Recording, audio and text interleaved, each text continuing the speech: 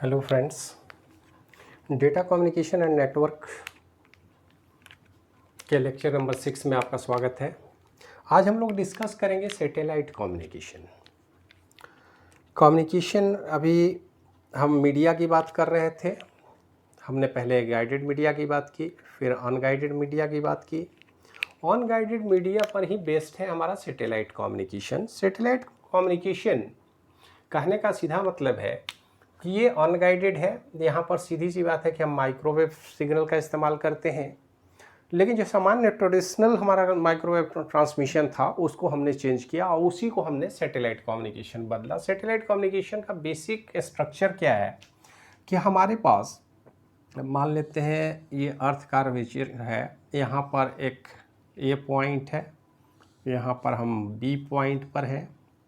तो यहाँ से सिग्नल अगर हमको यहाँ भेजना है तो हम एक सैटेलाइट का सहारा लेते हैं।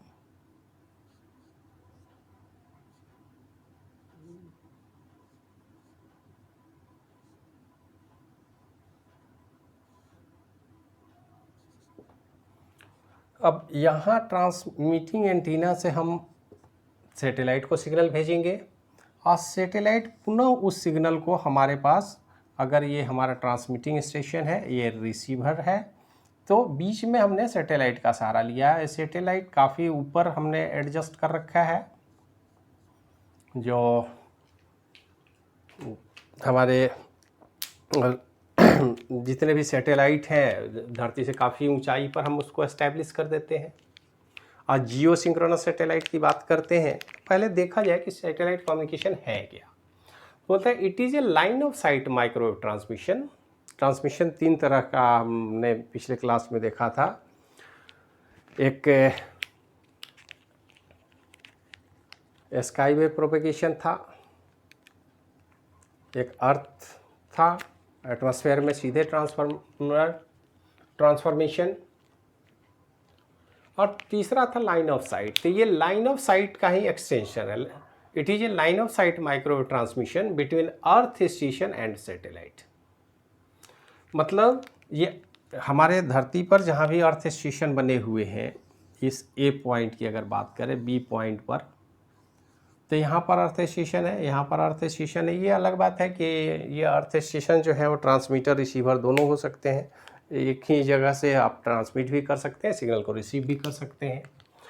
तो अर्थ स्टेशन और सैटेलाइट की बात करते हैं। ये लाइन ऑफ साइट कहने का मतलब यहाँ से सीधे सीधे ये सिग्नल सैटेलाइट को भेजा जाएगा। Signal travel in straight line, मतलब हमारे अर्थ स्टेशन से हम सिग्नल कहीं दूसरी जगह ट्रांसमिट नहीं कर रहे हैं। ग्राउंड वेव प्रोपगेशन की बात नहीं हो रही है, स्काई वेव प्रोपगेशन की बात नहीं हो रही है, तो बिल्कुल लाइन ऑफ साइट है। लेकिन पिछले क्लास में लाइन ऑफ साइट में हमने क्या किया था कि दो टॉल एंटीना, बड़ा बड़ा एंटीना हमने लगाया था अर्थ स्टेशन पर, और इन दोनों एंटीना के बीच में कम्युनिकेशन की बात की थी, डायरेक्ट लाइन ऑफ साइट। अब यहाँ अर्थ के दो एंटीना की बात नहीं हो रही है। एक तो हमारा यहाँ पर एंटीना है और इससे ट्रांसमिट कर रहे हैं हम ऊपर सैटेलाइट को। कम से कम 10 से 11 हज़ार किलोमीटर ऊपर होता है वो। तो उतने ऊंचाई पर हम सैटेलाइट को एस्टेब्लिश करते हैं और सीधे अर्थ स्टेशन से हम सैटेलाइट को सिग्नल भेज देते हैं। सैटेलाइट उस सिग्नल को रिसीव करने के बाद, स्वाभाविक है कि जब सैटेलाइट के पास हमारा सिग्नल जाएगा, इतनी दूरी से जाएगा, जब अर्थ से हम सिग्नल भेजेंगे और लाइन ऑफ साइट मोड में भेज रहे हैं तो सिग्नल लॉस होगा, बीच में एम्पलीफाई नहीं कर सकते आप, तो सिग्नल वीक होता है। लेकिन उस सिग्नल को सैटेलाइट रिसीव करने के बाद इमीडिएट एम्पलीफाई करता है, और एम्पलीफाई करने के बाद कि दूसरे कैरियर पे, यहाँ से जिस कैरियर से सिग्नल गया है उस कैरियर से हम वापस नहीं भेजते, दूसरे कैरियर से फिर हम दूसरे स्टेशन में भेज देते हैं। अब देखिए यहाँ पर जब सिग्नल भेजा जाएगा तो ऐसा नहीं है कि यहीं पे आएगा, ये सिग्नल यहाँ भी हो सकता है, यहाँ भी हो सकता है। एक निश्चित रेंज तक धरती के बहुत सारे एरिया को ये कवर करता है। अब यहाँ से यहाँ तक चला गया, ये दूरी ऐसे देखने में भले ही नज़दीक लग रहा हो, हज़ारों किलोमीटर हो सकता है इनका रेंज। तो 1000 किलोमीटर के रेंज में हमने सिग्नल को डायरेक्ट सैटेलाइट से अर्थ स्टेशन के पास भेज दिया। अब यहाँ पर हम रिसीविंग एंटीना लगाएंगे और रिसीव करेंगे। तो सैटेलाइट कम्युनिकेशन में सिग्नल स्ट्रेट लाइन में मूव करता है। It require the sending and receiving antenna be logged on to each other location at all time. अब यहाँ पर थोड़ा सा बात समझने की है कि यहाँ पर जो ये व्यवस्था हमने रखा है, ये और ये सैटेलाइट, ये तीनों बिल्कुल लॉक होने चाहिए, फिक्स होने चाहिए। अब हम तो जानते हैं कि हमारा अर्थ तो रोटेट करता है, तो ये फिक्स कैसे होगा, लॉक कैसे हम करेंगे? तो हमने जो सैटेलाइट बनाया, सैटेलाइट भी मूव करेगा और सैटेलाइट का स्पीड और हमारे अर्थ के रोटेशन का स्पीड बिल्कुल फिक्स होगा, एक समान होगा। एक समान अगर हम नहीं रखेंगे तो सिग्नल कभी हमको मिलेगा, अगर ये पिछड़ जाएगा तो सिग्नल कभी मिलेगा कभी नहीं मिलेगा। हमको परमानेंट सिग्नल चाहिए। तो ये सैटेलाइट को इस तरह से व्यवस्थित करते हैं हम। सैटेलाइट सिर्फ लॉन्च नहीं करते, स्पेस में हम सैटेलाइट जब एस्टैब्लिश करते हैं, अपनी कक्षा में स्थापित करते हैं, तो कक्षा में स्थापित करने का मतलब क्या है कि उसकी स्पीड, रोटेशन स्पीड भी हमारे अर्थ की रोटेशन स्पीड के एग्जैक्ट सेम होनी चाहिए, कोई परिवर्तन नहीं होगा, ताकि जब भी यहाँ से हम देखें तो दोनों एक स्पीड में मूव कर रहे हैं, तो हमको क्या लगेगा कि ये फिक्स है, दोनों फिक्स है, मतलब दोनों में बिल्कुल लॉक किए गए हैं। तो इसी बात को ये कहता है कि it require the sending and receiving antenna be locked on to each others location at all time. ये 24/7 एकदम फिक्स जगह पर, हमें पता ही नहीं चलेगा कि ये दोनों मूव कर, हमें लगेगा कि दोनों फिक्स है, एक साथ है। इस बात को समझ में आ गई? To ensure constant communication the satellites must move at the same speed at the earth rotation. यही बात हमने आपको बताई। तो दोनों का रोटेशन बिल्कुल फिक्स होना चाहिए। Such satellite are called geosynchronous. जब सैटेलाइट में ट्रांसमिशन होता है तो हम लोग बोलते हैं कि जियो सिंक्रोनस सैटेलाइट हमें भेजा। जियो सिंक्रोनस का मतलब जियोलॉजिकली सिंक्रोनाइज है हमारे अर्थ और सैटेलाइट, मैंने दोनों के बीच दोनों का रोटेशनल स्पीड बिल्कुल कांस्टेंट है, इसमें कोई बदलाव नहीं होगा। अब इसके बाद the frequency reserve for satellite communication for 4 to 14 gigahertz. अब देखिए सैटेलाइट कम्युनिकेशन के लिए जो फ्रीक्वेंसी हमने रखा है वो भी रिजर्व है, और ये 4 to 14 गीगाहर्ट्ज है। अब ये 4 to 14 का मतलब क्या है कि हम 4 to 6, 4 और 6 गीगाहर्ट्ज और 11 और 14 गीगाहर्ट्ज की बात करते हैं। ये भी फिक्स है, 2 की बात नहीं हम कर रहे हैं। ये फिक्स है, ये फिक्स है। मतलब हम सैटेलाइट कम्युनिकेशन में हमेशा 4 गीगाहर्ट्ज, 6 गीगाहर्ट्ज, 11 गीगाहर्ट्ज और 14 गीगाहर्ट्ज के कैरियर वेव का इस्तेमाल करते हैं। हम ये क्या है, हमारा कैरियर वेव है, सिग्नल को लेके जाएगा। तो सिग्नल हमारा जाएगा 4, 6, 11 या 14 गीगाहर्ट्ज में। अब 4, 6 गीगाहर्ट्ज में जो होता है उसको हम लोग बोलते हैं सी बैंड। जब भी डिस्कशन होती है, देखिए सैटेलाइट छोड़ा जाएगा तो बोलते हैं कि हम सी बैंड ट्रांसपोंडर लगा रखे हैं, केयू बैंड है। केयू बैंड मतलब 11 और 14 गीगाहर्ट्ज कम्युनिकेशन वहाँ संभव होगा, और यहाँ 4 और 6 गीगाहर्ट्ज में होगा। Each satellite sends and receive over 2 different band. मतलब जो अगर यहाँ पर हम सिग्नल को सेंड करेंगे तो नीचे में जरा से देख लिया जाए कि transmission from earth to satellite 6 और 14 गीगाहर्ट्ज, अर्थ से सैटेलाइट पर यहाँ पर भेजेंगे तो यहाँ पर हम 6 की बात कर रहे हैं या फिर 14 गीगाहर्ट्ज की बात कर रहे हैं, दोनों अलग अलग है। अगर 6 पर भेज रहे हैं तो हम रिसीव कर किस पर करेंगे, 4 गीगाहर्ट्ज पर। Transmission from satellite to earth 4 और 11।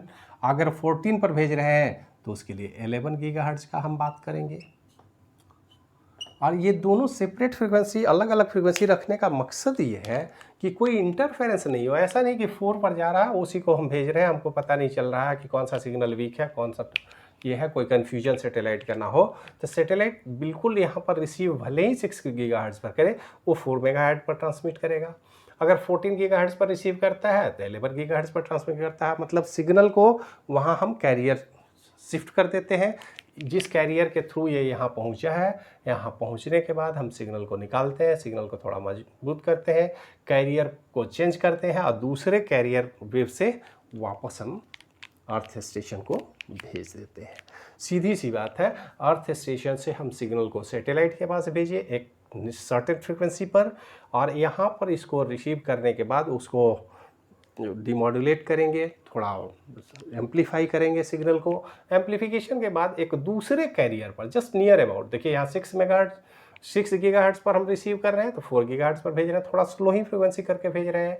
यहाँ 14 पर रिसीव कर रहे हैं तो यहाँ 11 गीगाहर्ट्ज़ पर वापस हम अर्थ स्टेशन को भेज दे रहे हैं।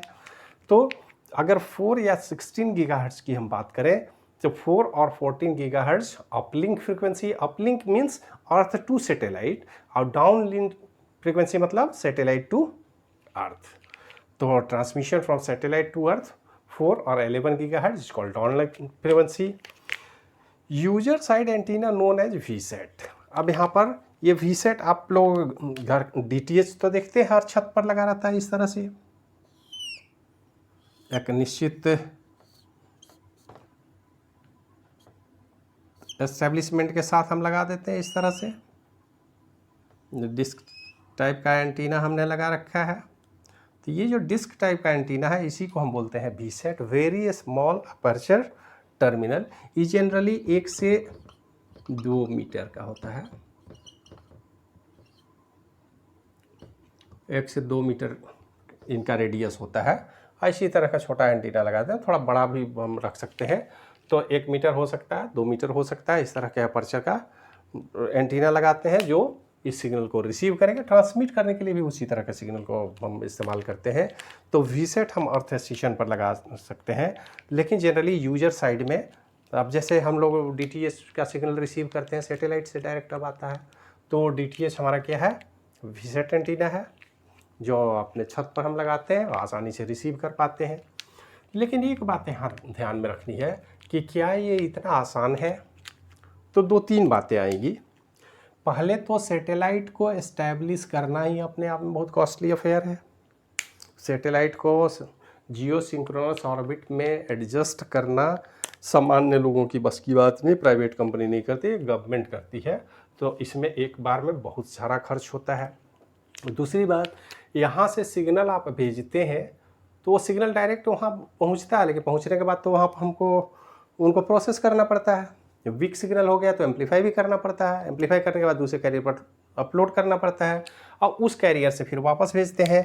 तो इसमें करीब 270 मिली सेकेंड का समय लगता है, इतना हमारा सिग्नल डिले हो जाता है। इसीलिए कई बार जब आप वीडियो कॉन्फ्रेंसिंग वगैरह देखेंगे तो सिग्नल एक जगह से जब दूसरी जगह भेजा जाता है तो डायरेक्ट तो जाता नहीं है, हम क्या करते हैं उस सिग्नल को इस एंटीना से सीधे भेजते हैं सैटेलाइट को, सैटेलाइट से फिर वहाँ रिसीव किया जाता है और तब स्टूडियो में उसको दिखाते हैं। तो ये जो ट्रांसमिशन रिसेप्शन है इसमें समय बहुत लगता है, ये करीब 270 मिली सेकेंड का डिले हो जाता है डेटा कम्युनिकेशन में। तो इस बात को हम ध्यान में रखेंगे कि इसमें डिले हो रहा है 270 मिली सेकेंड का। दूसरी बात है कि जब इस एंटीना को एस्टैब्लिश हमने कर लिया, व्यवस्था कर लिया, तो एक बात ध्यान में रखना है कि ये जो KU बैंड है, इस बैंड में एटमॉस्फेरिक डिस्टरबेंस का प्रभाव ज़्यादा होता है, C बैंड में नहीं होता उतना। लेकिन KU बैंड में जो है, कई बार आप देखेंगे कि अगर मौसम ख़राब हो, थंडरिंग इफेक्ट हो, तो ऐसी स्थिति में कुछ सिग्नल हमारे पास आते हैं, कुछ सिग्नल बीच में रुक जाते हैं। तो इस बैंड के सिग्नल के साथ डिस्टर्बेंस ज़्यादा होता है। अगर हमको ज़्यादा प्रॉब्लम वाले जगह में है, ज़्यादा समस्या है, तो C बैंड ज़्यादा इफेक्टिव होगा, एटमॉस्फेरिक डिस्टर्बेंस को सहने में ज़्यादा पावरफुल है, थोड़ा लो फ्रिक्वेंसी है, 6 और 4 गीगाहर्ट्ज़ पर काम करता है, जबकि 11 और 14 गीगाहर्ट्ज़ पर KU बैंड है, लेकिन KU बैंड में थोड़ा सा डिस्टर्बेंस होता है। तो पर सबसे पहले तो सैटेलाइट एस्टैब्लिश करना होगा, हमको डिले प्रोवाइड होगा, कम्युनिकेशन डिले होगा यहाँ, और 270 मिली सेकेंड कम डिले नहीं होता है। तो इतना डिले होता है सिग्नल के ट्रांसमिशन में। लेकिन फिर भी ये जो हमारा एटमॉस्फेरिक स्ट्रक्चर है, इसमें एक बात तो हम आसानी से कह सकते हैं कि यहाँ पर डेटा का कम्युनिकेशन ज़्यादा इफ़ेक्टिव है, ज़्यादा आसान है। और यही सैटेलाइट कम्युनिकेशन ही वो आधार है जिससे आज हम डायरेक्ट टू होम सर्विस जो दे रहे हैं सिग्नल के ट्रांसमिशन का, वो इसी सैटेलाइट कम्युनिकेशन की देन है। सैटेलाइट कम्युनिकेशन नहीं था तो पुराने ज़माने में वो व्यवस्था नहीं थी, और इस टेक्नोलॉजी में भी और भी ज़्यादा तेज़ी से हम सुधार कर रहे हैं। ज़्यादा से ज़्यादा हम ट्रांसमिटिंग और रिसीविंग एंटीना अलग अलग प्लेस पर लगाते हैं। एक इसमें रिस्क और है। वो रिस्क क्या है कि ये जब सैटेलाइट से सिग्नल चलेगा तो ये जो रेंज आप देख रहे हैं, जैसे हमने बताया कि मान लेते हैं यहाँ से सिग्नल चला तो ये यहाँ भी आ सकता है और ये यहाँ भी आ सकता है। अब यहाँ पर समस्या क्या होगी कि अर्थ पर सारा एरिया तो हमारा नहीं है, गवर्नमेंट का भी नहीं है। मान लेते हैं हम सिग्नल भेजना चाहते हैं तो इंडियन कोस्टल लाइन में, बॉर्डर लाइन में अगर भेजना चाहते हैं तो बॉर्डर लाइन में जो दूसरी कंट्री है, वो सैटेलाइट को क्या मतलब है कि आप दूसरी कंट्री में सिग्नल पहुंचा रहे हैं कि अपनी कंट्री में पहुंचा रहे हैं। तो इसमें दो बातें होती हैं। अगर हमारे नेबर के साथ फ्रेंडशिप रिलेशन है तो उसको भी इसका फ़ायदा मिलेगा, और अगर फ्रेंडशिप रिलेशन नहीं है तो क्या होगा आप समझ सकते हैं। मतलब स्पेशल प्रिकॉशन मेजर लेना पड़ेगा हमको। हम सिग्नल को लॉक करेंगे कि किस रेंज तक हमारा सिग्नल जाएगा और किसके बाद हम सिग्नल को नहीं भेजेंगे, या भेजेंगे तो हम उस सिग्नल को लॉक कर देंगे ताकि उस पर्टिकुलर सिग्नल को डिकोड नहीं किया जा सके। तो सैटेलाइट कम्युनिकेशन में ये एक ड्रॉबैक है। सबसे पहला ड्रॉबैक कॉस्ट होगा सैटेलाइट लॉन्च करने में। दूसरा डिले होगा, 270 मिलीसेकंड के नियर अबाउट डिले होगा। तीसरा ज्योग्राफिकल बाउंडिंग नहीं है, ये ज़्यादा से ज़्यादा दूरी तक पृथ्वी पर पहुंचा देगा। तो हम अगर कहीं उसको रोकना चाहते हैं, किसी खास एरिया तक रेस्ट्रिक्ट करना चाहते हैं, तो स्पेशल कोडिंग की डिकोडिंग की बात हो जाएगी। मतलब उसमें हम सिक्योरिटी फीचर की बात करेंगे ताकि सब कोई उसको डिकोड नहीं करे। और इसके बाद आपको अलग अलग मौसम के लिए KU बैंड या C बैंड का इस्तेमाल हम करते हैं। जिस तरह का जोग्राफिकल कंडीशन होगा उस हिसाब से हम सेलेक्ट करेंगे सैटेलाइट चैनल को, और इस तरह से ट्रांसमिशन को परफॉर्म करेंगे। तो ये एक बेसिक अंडरस्टैंडिंग है सैटेलाइट कम्युनिकेशन का। डेटा कम्युनिकेशन में अब तक हमने गाइडेड, अनगाइडेड की बात की, माइक्रोवेव, रेडियो और इंफ्रारेड कम्युनिकेशन की बात की, और सैटेलाइट कम्युनिकेशन की बात की। अब इसके बाद हम अगले लेक्चर में बढ़ेंगे और वहाँ भी कुछ नई बात जानने की कोशिश करेंगे। आज के विषय में वीडियो को लंबा नहीं करते हुए यहीं छोड़ते हैं, और वीडियो देखने के लिए धन्यवाद।